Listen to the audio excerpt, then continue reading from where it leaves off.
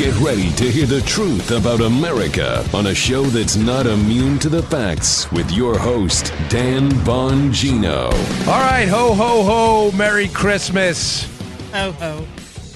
Ho, ho, ho, Merry Christmas. We love Christmas. I'm a Christmas guy. Are you a Christmas guy? Not particularly. No, not particularly. I'm a Boxing Day guy. That's right, I'm a Boxing Day guy. I forgot How about are that. you today, Producer Joe? I have to ask you that, or I get 1,000 emails from people. Ho, ho, ho. We ain't got no snow. Yeah, so, well, this is Florida, so no one even knows what snow is down here. They're like, what is that white stuff? What if it happened, people would be all confused. If it wasn't for the internet, they think there was like a volcanic eruption. They would think there was like ash coming out of the sky. The internet, they'd figure it out pretty quickly. So, yeah, it's nice and warm down here, 73 degrees today. So, I love Florida weather. It's beautiful. That's why I moved down here. Yeah. But welcome to the Dan Bongino Show on this Christmas Day. I told you we'd give you a show, and I think I got some good stuff for you today. I got a lot of emails yesterday, Joe, after the disastrous day the stock market had. Dan, you got to explain what's going on. Is it panic time? No, it's not. It's not. So I'm going to go through today what I think is going on with the economy. I'm going to also go through the best fake news stories of 2018. Hat tip right. Amber Athey over at the Daily Caller, who put together the definitive list of fake news for 2018. So it should be a fun show. I'm hoping you all having a great Christmas morning. Hope you and your kids all got a good visit from Santa. Yeah. I know my kids had a blast. So they loved it. All right, today's show brought to you by Zebra, thezebra.com/Dan. Or if you're Joe, the zebra, thezebra.com/Dan. Don't they call them zebras over there in the UK? Zebras, but I know it's the alphabet's A to Z.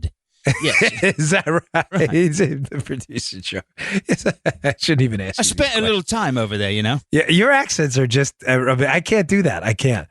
I've tried, and I get like a couple words in, and I'm terrible with the accent, like my Bill Clinton accent. These are the kind of things you do if you're a fool. Yeah, no, this is the kind when you're in radio for as long as you are, you develop these mad skills, bro. Mad skills, bruh. They call them bruh. B-R-U-H. Right. All right, it's been reported that Americans are overpaying on car insurance. Why? By over $21 billion. There's no excuse for that. By searching for a better deal can take hours and results in a barrage of unwanted spam calls that'll drive you mad. Until now. Thanks to thezebra.com. Thezebra.com. Thezebra.com is the nation's leading car insurance comparison site because it's the only place you can compare hundreds of policies from all of the top carriers and choose the best for you. Plus, they will never sell your information to the spammers, so they won't drive you crazy, and you won't get all those unwanted calls and emails where you have to hang up on people, and it's really uncomfortable. I hate doing that. Hello, would you like... And I'm like, do I click them? I don't want to do this. It's not right, but I have to. You won't have that problem. You just answer a few questions on a simple, fast form, and they'll find you the best rates and coverage in your state. TechCrunch said it best. The Zebra is kayak for auto insurance. Nice. It's easy. It's quick. It's just an honest way to compare car insurance quotes from all the top providers at once. Support our sponsors. They support us. Go to thezebra.com/Dan. That's thezebra.com/Dan. Thezebra.com/Dan, spelled Zebra, Zebra.com/Dan. Check it, kiddos. Yeah. All right. What's going on in the stock market? A little bit bad day yesterday. Nothing like a Christmas Eve 650-point route on this. I'm not laughing. I just, the emails were voluminous. You know why my show was pretty heavy on economics for a very long time. We still cover it. Spygate tended to take over some of our attention for a while. But this is a worthy time, especially during Christmas, this wonderful day, to tell everybody, if you want my opinion, I'm going to give it to you. It's not good, but I don't think it's panic time. Let me tell you first what is going on. A lot of you know this already. I got a lot of really bright financial people. So if you do and you agree, send me an email. If you don't, you disagree, send me an email. I'll read it. Folks, people are just chasing some yield right now. I mean, it's the history of humankind is to make money and make your money make money on its own. If you can make money by taking the capital you've accumulated it and lending it out and getting an interest rate of return that surpasses inflation, you are making money based on your accumulated capital by not doing anything other than making investment decisions. You're not digging ditches anymore. That has been the story of humankind. It's a story of economic growth. If you have money and you have a big $1 million idea, what do, Joe? You take your money and you put it into your idea. If you don't have $1 million idea, but you think other companies in the stock market that are publicly traded companies, or if you want to be a venture capitalist or whatever, private financing, you can then take your money and invest it elsewhere. And you can chase yield on your money. You can chase return, and you want to make more money. With a rising interest rate environment, we're in a rising interest rate environment. They just raised the rate. It's now 2.5. The Federal Reserve just raised rates to 2.5%.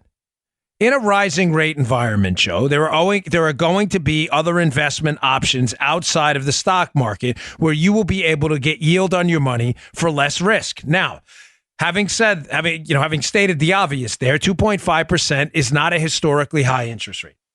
I think while the interest rates are very low, money was flowing freely in the quantitative easing environment with extremely low interest rates over the last decade or so. Money was easy to find. The interest rate on money wasn't hard to pay back. They were historically low. People were chasing money where they couldn't find yield elsewhere. They couldn't find a return because a lot of these interest rates are benchmarked to the federal funds rate. So if you can't find a return on anything else out there, bonds or anything, what do? You put your money in the stock market. Folks, I don't mean to oversimplify this, but sometimes my experience being fascinated with economics and economists in general is they never give you a definitive answer, and they always want to talk down to you as if you're the stupid one, when a lot of them, not all of them, are the ones who always give you the wrong answer. What was the joke about economists? I need a one-armed economist because they're always telling you, well, on one hand, but then on the other hand, they always seem to have the wrong answer. Other jokes, he has predicted, 72 out of the last 5 recessions. I mean, when you're predicting a recession every 6 months, too, this is what a lot of economists do. I'm not knocking them. A lot of them are very bright. I have a lot of respect for Thomas Sowell, Russ Roberts, Bob Barrow, who did some great work on government bonds being net worth or not. I mean, there are a lot of good people out there who are very smart. But if they had the answers all the time, then we wouldn't constantly get this wrong. I could argue and make a pretty definitive case to you that the housing crisis we had was a function largely of a lot of loose money as well. So on the economist side, I know I'm going to get some emails back from people. I'm just asking, be civil about it and understand that people like myself, who my education's in finance, that's what I did my business degree in, but economics is my personal passion, that other people out there have alternative views based on history and common sense. We have flooded the market with cheap money for a long time. That money wants to make money. Is this making sense, Joe? That money wasn't making money in other interest rate denominated vehicles because interest rates were historically low. Right. So if you're trying to make money on your money and you're not making money on interest rates and bonds and things like that in treasury denominated assets, where are you going to put it? You're going to put it in the stock market, which ran up stock market prices. PE ratios, a lot of stock market, my humble opinion, a lot of stocks are overpriced right now because people were chasing yield, which are now simply making what I perceive to be a modest correction. Yeah, yesterday was bad. We're down quite a bit. But considering the run-up, Joe, we've had over the past few years, if you invested your money just 3-4 years ago, when some stocks were still cheap, you're still doing okay. You'll be fine in the long run. So I think it's people chasing yield who are now reversing that trend because interest rates are going up and they don't have to worry about the risk of the market, so they could take their money out in a rising interest rate environment, put it in different vehicles where the risk isn't there. I don't think it's time to panic. Now, on the interest rate front, because I'm getting a lot of feedback about this, and by the way, so you know, because I'm always open to alternative perspectives, unlike some other shows out there, challenge the host all you want. In today's show notes, I have an article at the end by Louis Woodhill, who I have tremendous respect for, and Stephen Moore, 2 very bright guys who completely disagree with me. I have their article up in the Washington Times saying this is a catastrophic mistake, the Fed raising interest rates. I want you to read both sides and hear me out. One of us is right and one of us is wrong. Either this is a good thing or it's a bad thing. I don't think the raising of interest rates right now, where they are, is as disastrous a decision as folks are letting on. It's one of the few areas I disagree with the president on. Here's why now. So first, I explain why I think the market is correcting a bit. Mm-hmm. People are chasing yield. Interest rates are going up. They're simply finding other vehicles, bonds and otherwise, that don't have the risk of equities and stocks that they can catch yield on and make money on their money. I don't think it's time to panic, folks. The markers there are good. Inflation is low. The rest of the world markets are in a lot of trouble. The United States is productive. Productivity is going up. Wages are going up. Growth rates are going up. Right now, there's only one big panic marker I see. And it's a big one. It's our debt situation. That's right. So it's not all peaches and cream. But on the growth metrics, the United States is doing fine. When the growth rates start dipping into the negative and we start hitting recession, God forbid, recessionary numbers, then it's time to panic. The growth rates are doing just fine.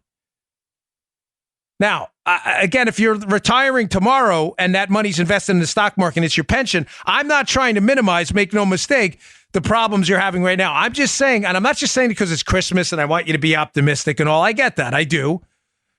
But I'm telling you that I don't believe we are in a slow growth, no growth environment. I believe stocks are correcting a bit. They'll find the floor. Once they find that floor, we'll see growth again. That growth may be, you may have bought in a little high. That growth may be a little slower. We might not shoot up to 25,000 again in a month. It may take a year. It may take 7 months. It may take 8 months. It may take a little more than a year. But we'll get back there, where stock values are more commensurate with the value of the companies they represent long term. I wouldn't panic. People are simply taking money from one vehicle and putting them in another. Okay. Another reason not to worry. Folks, there's money to loan. There's money to loan out there. When you look at what's happening in financial institutions, the credit is not hard to find. It's just not. One of the reasons you want to keep interest rates low during growth periods is because you want businesses with good business opportunities, Joe, to be able to find money to invest in those opportunities, produce productive business ventures, pay their employees well. I get that. Mm-hmm. But there is money to loan right now. There's really no disastrous signs. You can always find some hallmarks of, hey, this could be a little bit of trouble. But there's no disastrous signs of short money, people not being able to find money to fund quality business ventures out there. Loans are available. Sorry, I had to move the fan a little bit. It's getting a little hot in here. Loans are available. Money's available. Credit's available. The economy's growing. Again, I don't see any really flashing red flag. Now, again, the debt situation's bad. I don't want to minimize that.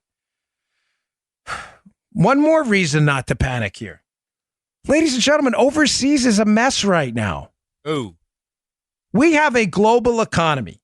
We are not the only ones, U.S. citizens, looking for yield, searching for yield, and looking for ways to make money. I think that's obvious. It's not like some Dan Bongino was like, wow, really? Other people are looking to make money too? They are. The problem is, how do you make money on your money, as I started the show?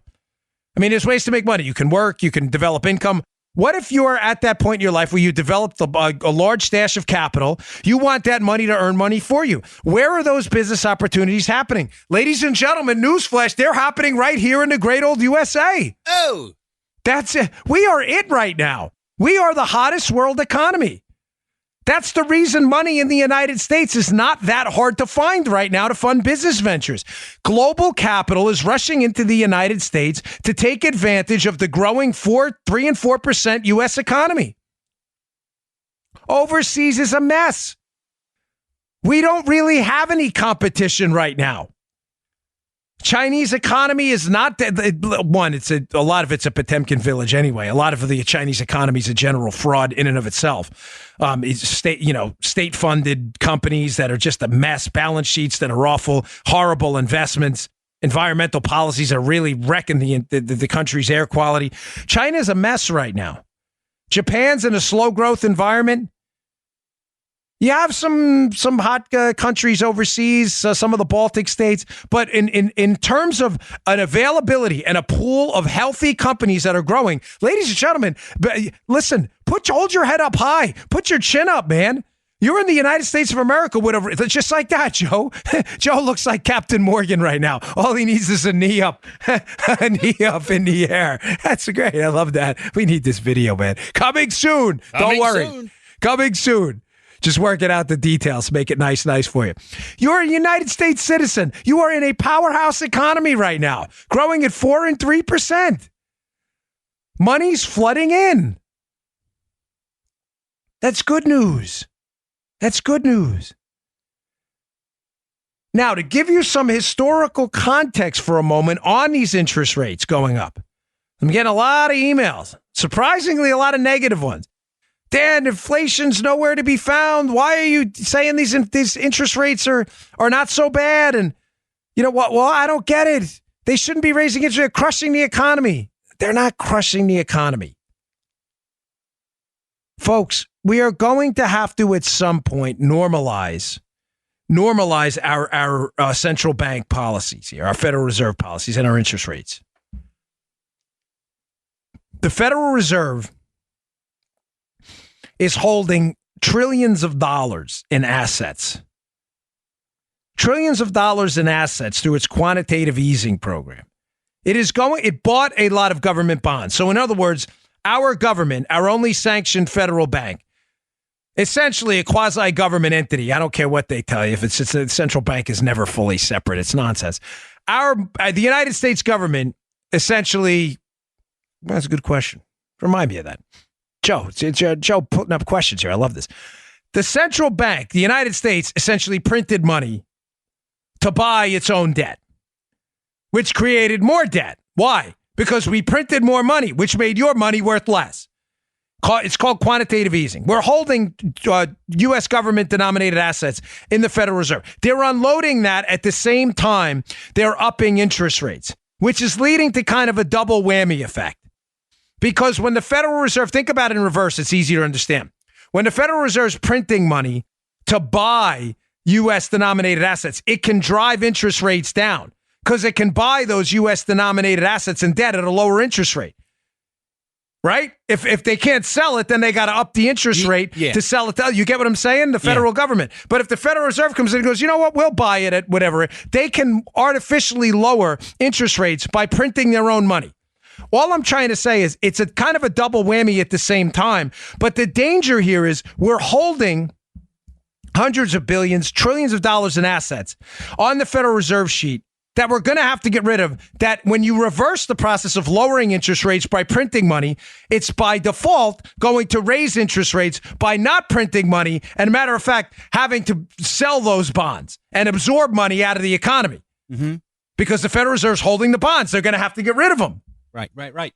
So it's a double whammy. This double whammy could be very bad if we hold on to this for too long. Now, is inflation at some critical mass now? No, not even close. It's not.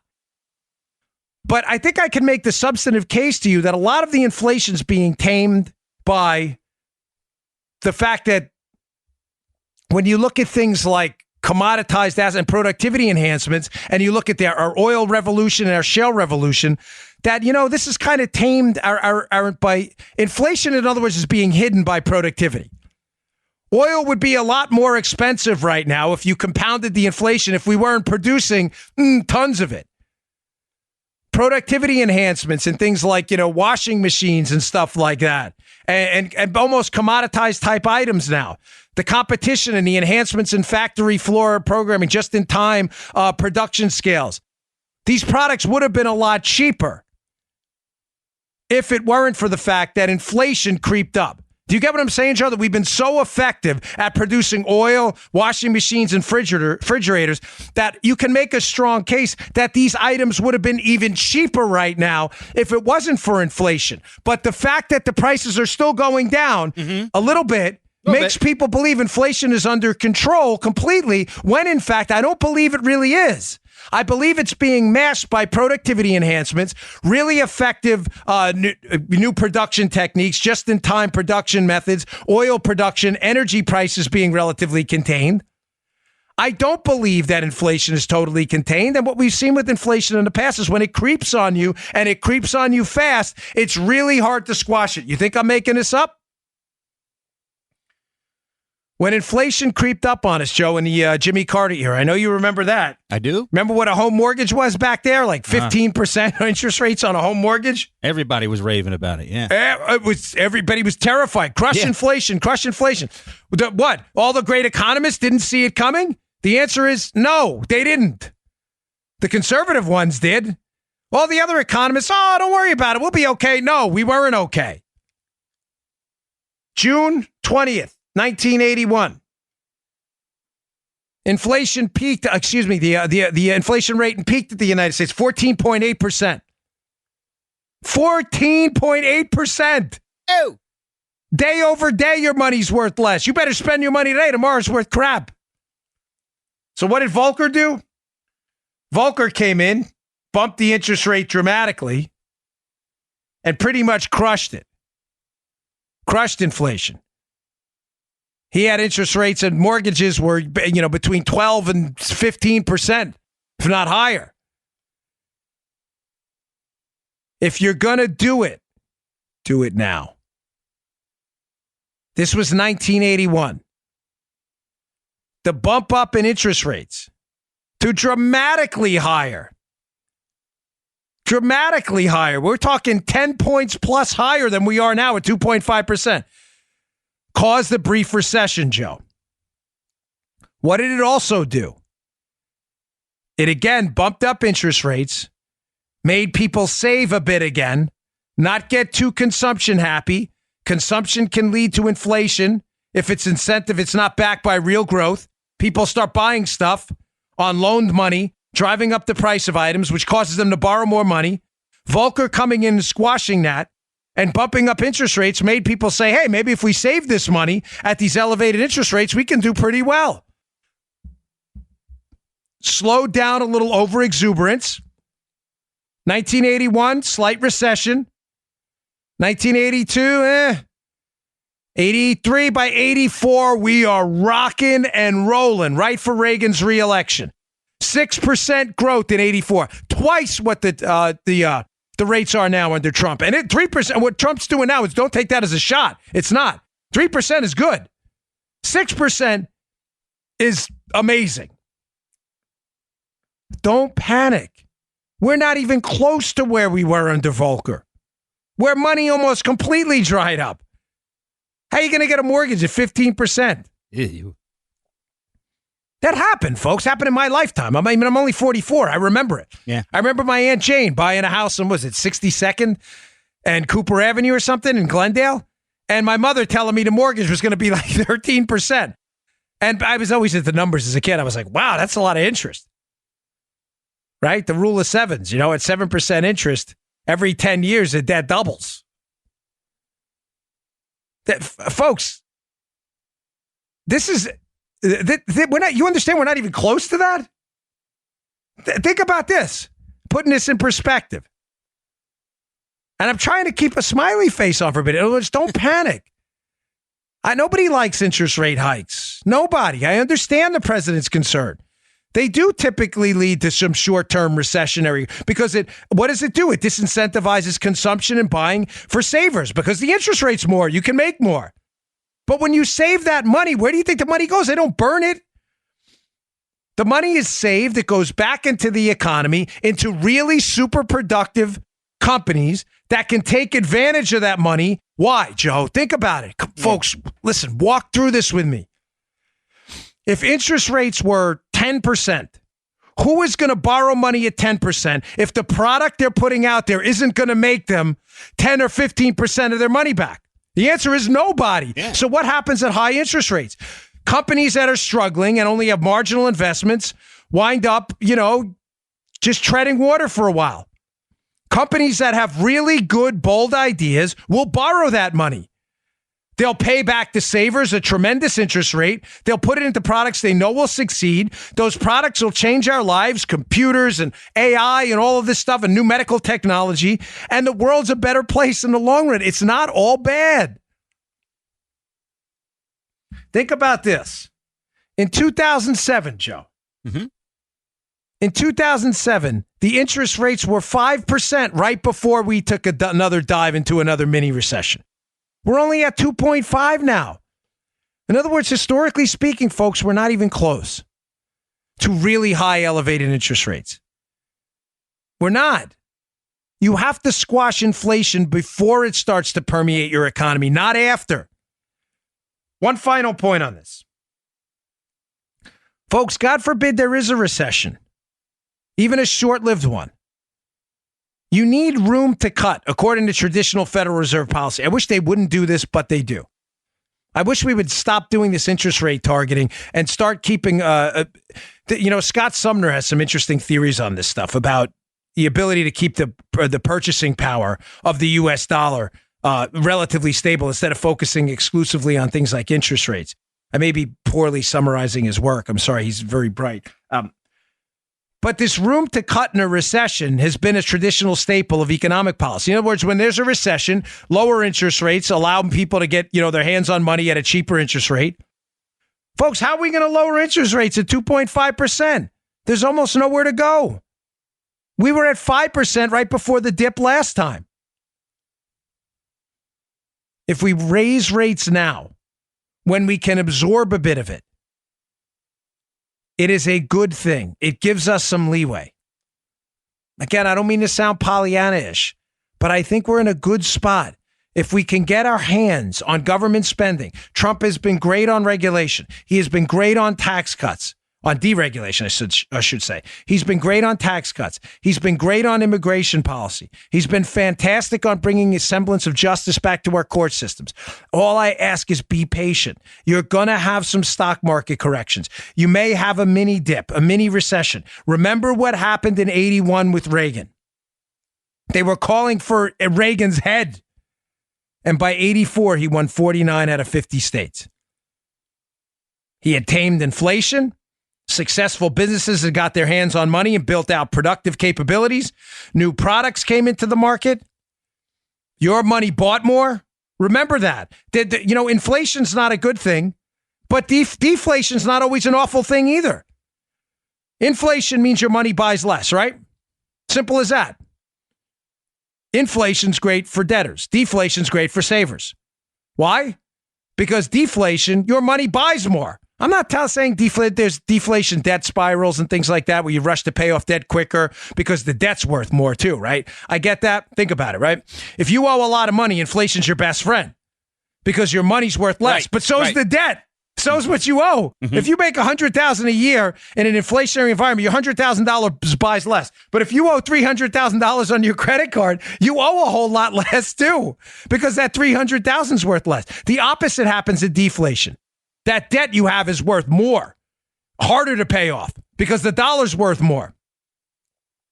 But your money's worth more too. It incentivizes saving, building up capital, saving, putting that money back into an economy that can build out a productive capability. This is not all bad. Listen, I don't usually recommend books because I do sometimes, but if they're really good. There's a book out there by Hunter Lewis called Why Keynes Was Wrong. It's very readable. You can get through it in a couple days. Why Keynes Was Wrong by Hunter Lewis. Read the book. It is a fantastic manifesto on everything I'm telling you now about how deflation isn't always bad, how inflation isn't always great, how this common knowledge out there, I use air quotes there, that, inflation's a horrible thing all the time and in every circumstance, and deflation is an awful thing all the time in every circumstance. Read it for a perspective on what that means. It's really good. It explains a lot of what I just said.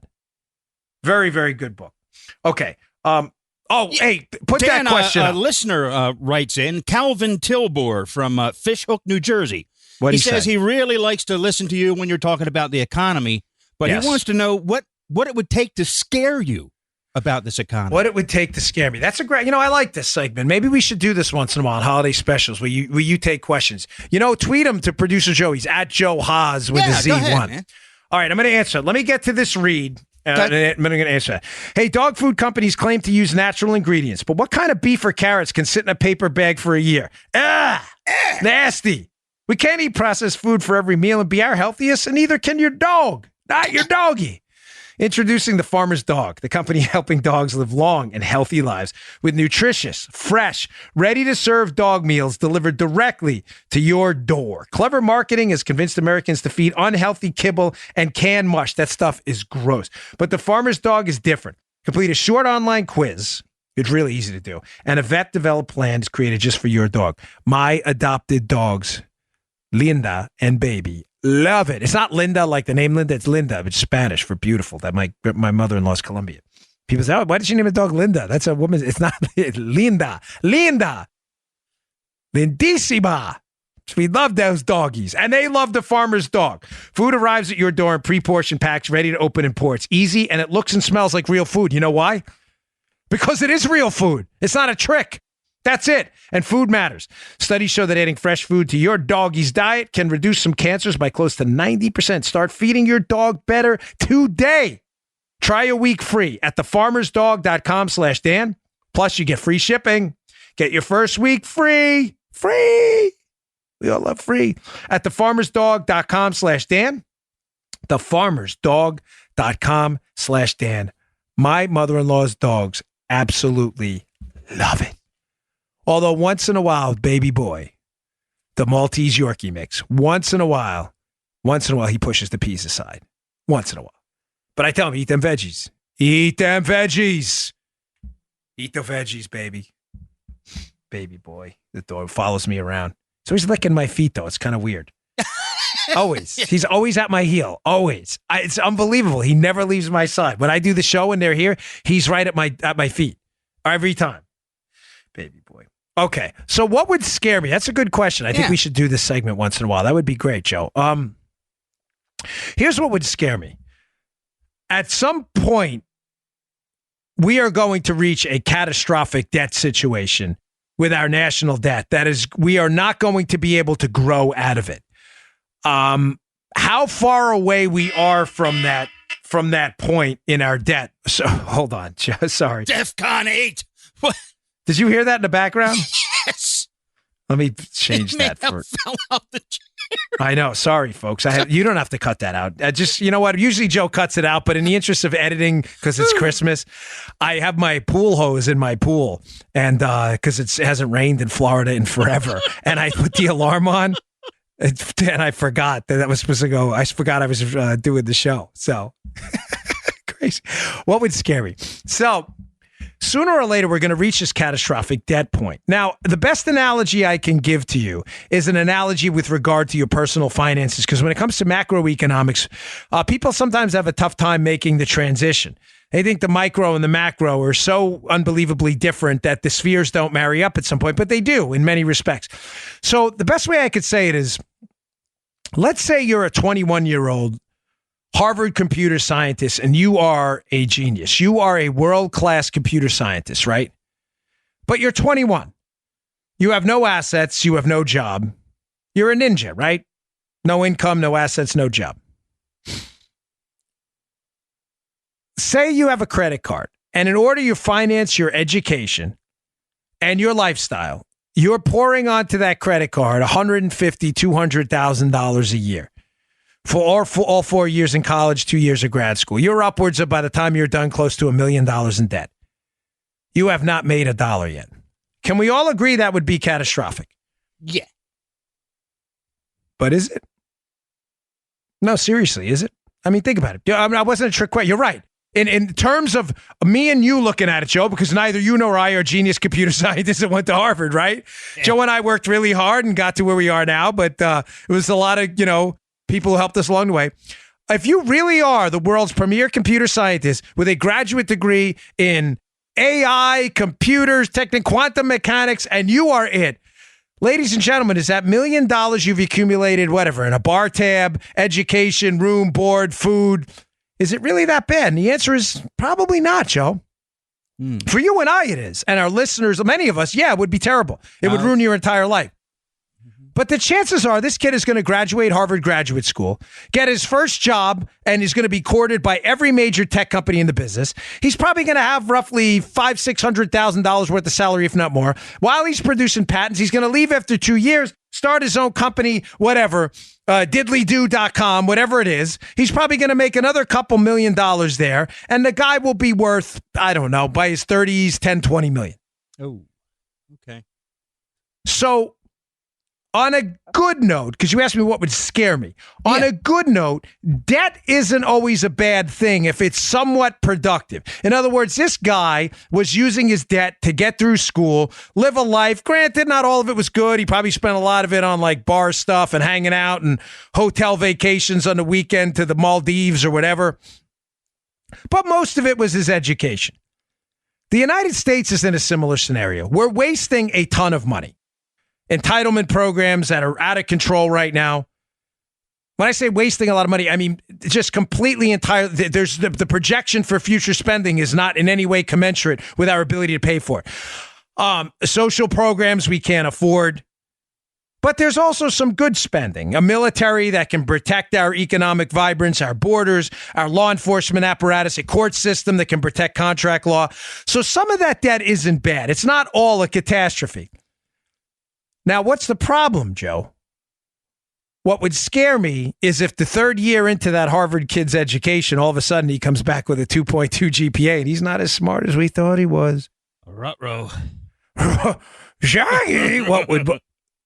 The analogy to the U.S. economy, folks, is what happens when big government policies start to take over again. Tax hikes, which suck money out of the economy, the regulatory front. We elect another Democrat. The economy slows down. All of a sudden, our GPA goes down to 1, 1.5, and 2 again. All of a sudden, that $500,000 salary coming out of Harvard ain't there anymore. Now they're like, yeah, we'll give you $50,000. You can start in a mailroom, but I have $1 million in debt. Yeah, don't care. Too bad. So sad. The point is, we need 8 more years of this. We need 8 more years of deregulation. We need 8 more years of strong tax reform. We need 8 more years of vibrant growth to be able to make the debt we have manageable. What terrifies me is the debt is accumulating so quickly and the interest rates so quickly on that debt that the debt is soon going to spiral way past our ability to grow out of it. And we're going to be, sadly, that kid in the mailroom soon if we don't stop this soon. That is the biggest alarm, red siren going off, ding, ding, ding, ding, ding, ding, ding, right now. Bell ringing after class, that is what terrifies me.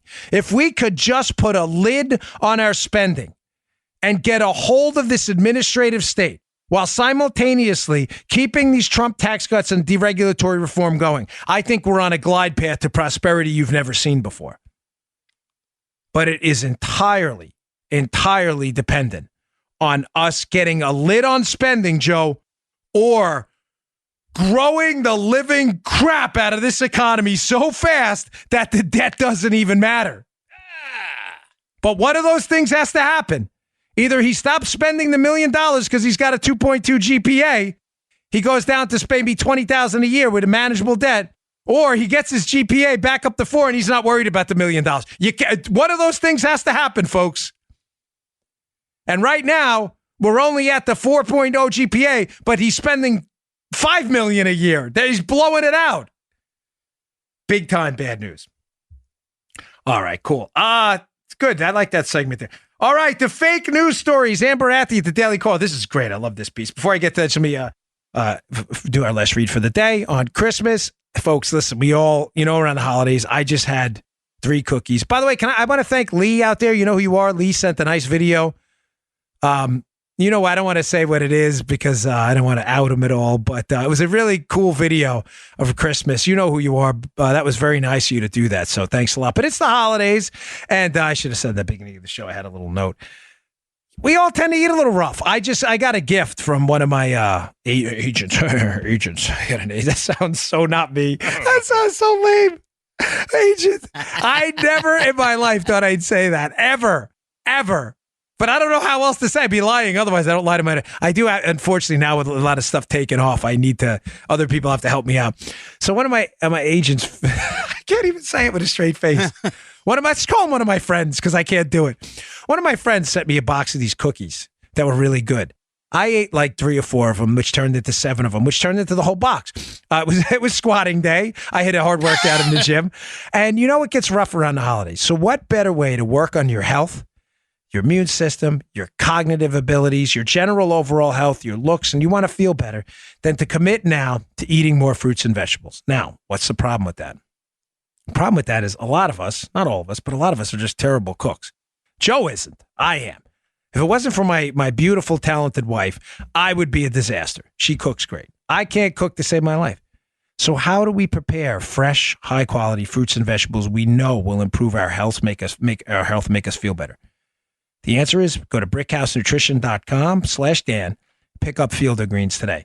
It is real, ground up, fresh, wholesome fruits and vegetables ground up into a delicious tasting powder that will help you start off the new year the healthiest way possible with a good, staple, nutritious diet. This stuff is fantastic. You will look better. You will feel better. My mother-in-law always tells me, Danny, I love the way she says it. She's like, your skin looks good. She watches me on TV sometimes. I'm telling you, it's the brickhousenutrition.com/Dan. Field of Greens, baby. Field of Greens.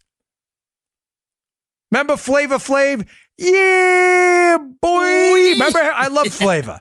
Flavor. I used to, back in the day, New York, that was it. Everybody, you didn't listen to anything else. Joe grew up in the rock and roll era. I grew up in the rap era in New York. Everybody loved Flavor. You need the flavor. Whoa, what a segue of Field of Greens in your life.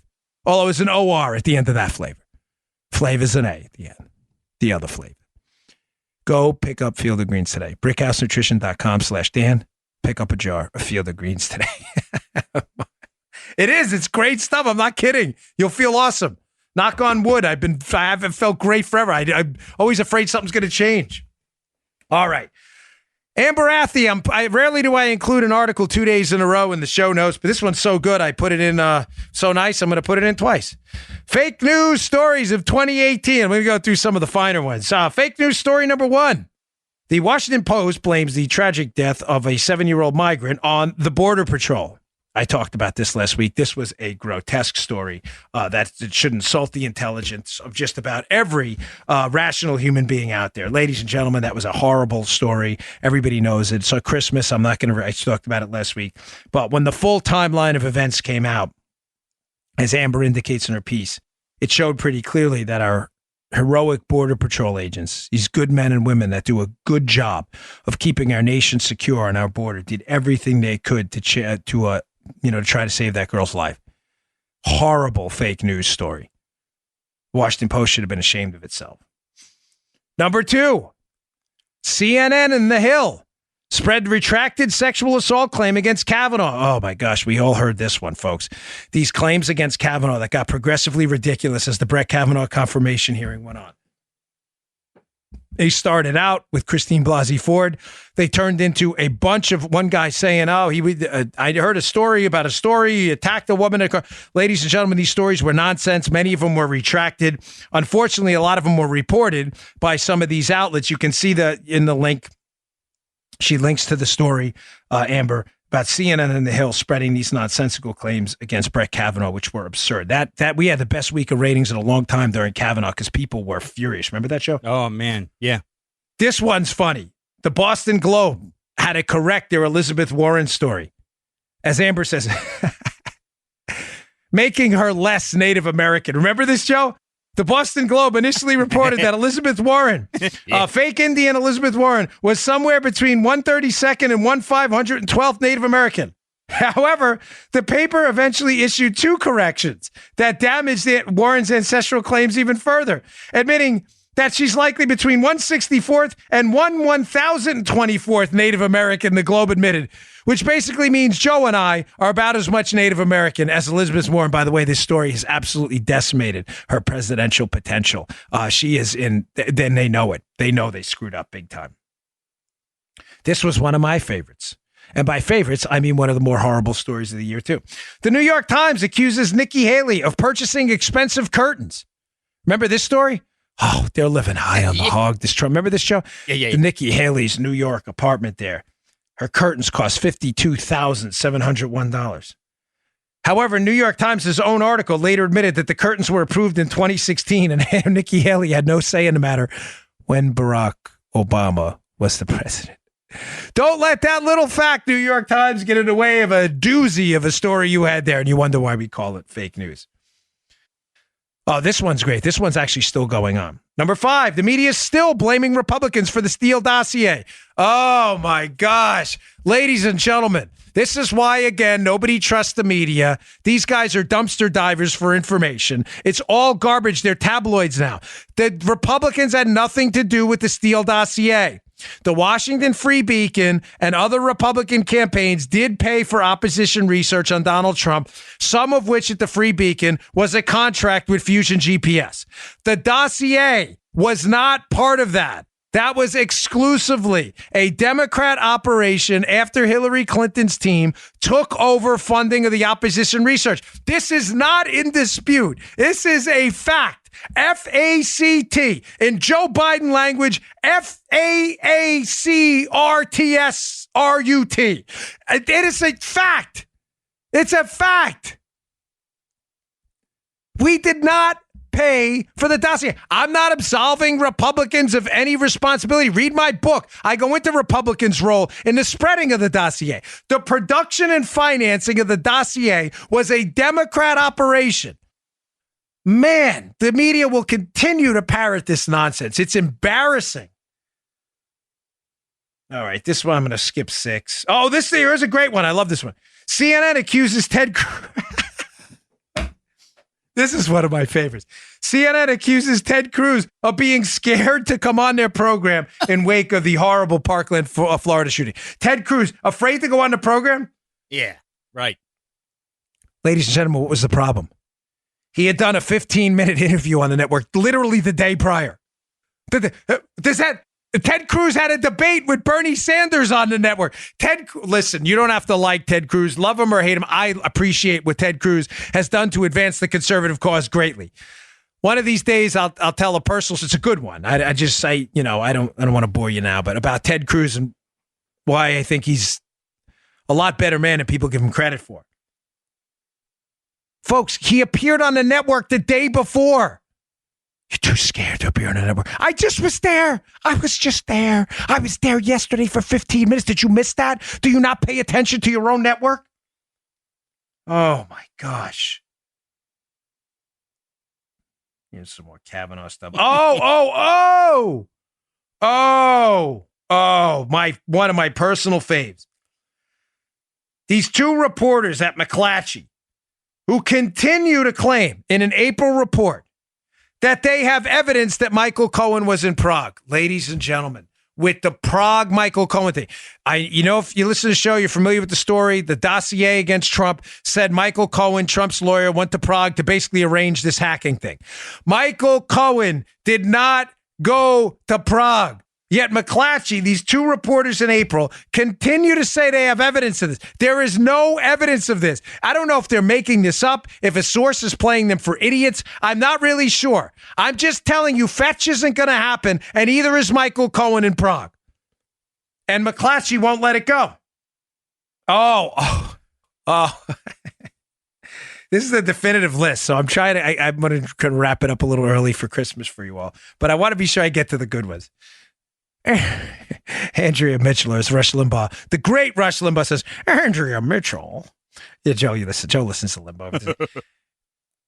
Andrea Mitchell reports that Brenda Snipes, Sneaky Snipes, the Broward County election official down here in Florida, who can't get through an election without screwing things up. Andrea Mitchell reports that Brenda Snipes is a Republican.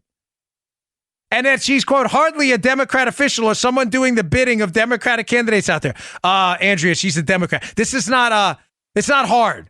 This isn't complicated. I don't know how else to debunk. She's not a Republican. She's just not. There's just no Republican. She's not a Republican. She's not. That's not what her registration says. She's not a Republican. I didn't mean to say it. I was talking about that'd be rude. I'm not talking about Brenda Snipes. I'm not mean like that. I was talking about a registration form. She's not. It doesn't read that. She's a Democrat. A Democrat with a D. It doesn't even sound like Republican. Republican. She's a Democrat. It's not what her registration says. Oh, man.